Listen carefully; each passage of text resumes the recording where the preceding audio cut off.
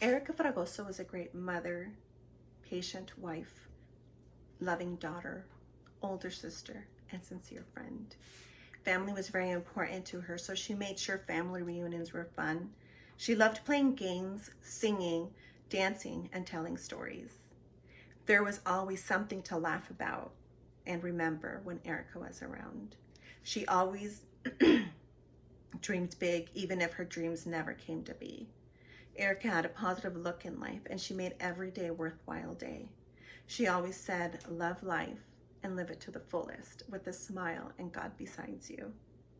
She was a woman of great faith, and she believed in miracles and knew that everything and everyone that was placed in her path was there because of God. Erica must have had the same amount of lives as a cat. She went through many near-death experiences. She went through a serious dehydration at age 1 that left her looking like a skeleton, skin and bones. At age 2, she fell down the stairs of an apartment complex and cracked open her forehead. When Erica was about 4, she found her dad's sugar pills, antidepressants, and decided to have the whole bottle. Her mother found her underneath a small table in her bedroom. She knew something was not right. She rushed her to the ER and was told that her daughter's stomach would be pumped. She gave her parents many scares in life. When she was in her teen years learning how to drive, she was involved in several accidents.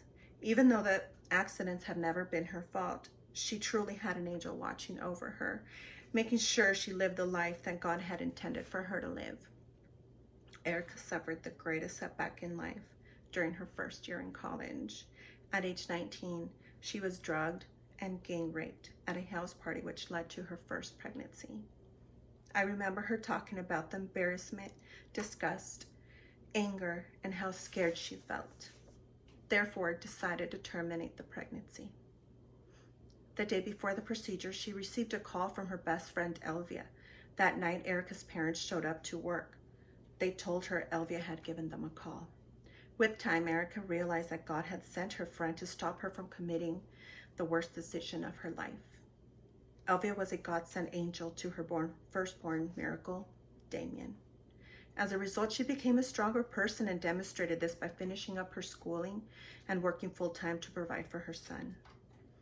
For the most part, Erica was a very optimistic woman. She never let the bad take over her visions in life. She had a heart of gold and saw the good in everyone. Even though she crossed paths with bad people in life, she never wished them any harm. Prayer was her time for healing and meditation. She gave her time to help in her community parish by teaching the little ones catechism. Not only did Erica help in her parish, she also envisioned helping others in need. In 2018, she signed up to become a surrogate. She matched up with a couple in China and started the journey. As a result, Erica gave the couple of joy of having their own child, as well as giving herself the opportunity to return to school to further her education, and she purchased her first home. Erica loved her children with all her heart. She made sure that her children could always come to her for advice, to vent, and a shoulder to cry on. She always made every attempt to be there for her children during their school events or awards. She wanted to show them how important they were to her, even if they received an award for coloring or skipping. Her 4 children were her battery in life. Her dreams involved her children reaching their own dreams. She always pushed them to become better people in life.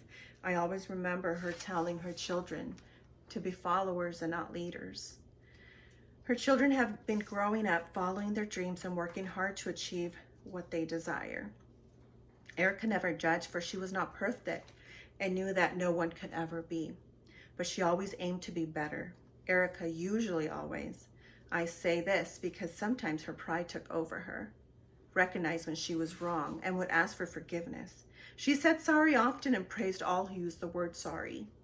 There were bad days that helped her reflect and grow as a person. She turned the page on bad days to start up a new day full of adventures in her story. Erica had an addiction. She had a hard time trying to overcome. She was addicted to shoes. Yes, shoes. She usually always wore her most comfortable shoes, but may I say, she had a big collection. It was funny to see her trying to shop for others. She would pick out several things, end up in the shoe section, put down everything she had already picked out, and end up with not one, but 3 pair of new shoes. I think she got this addiction from her mother. That poor lady, she also suffered. Erica's 4 children, Damien, Cassandra, Jocelyn, and Isaac, her husband Raphael, her parents, siblings, and friends will always remember her love, humor, stories, compassion, sincerity, love of life, and the dreams that she always talked about. We can now say that Erica loved life and lived it to the fullest with a smile and God besides her.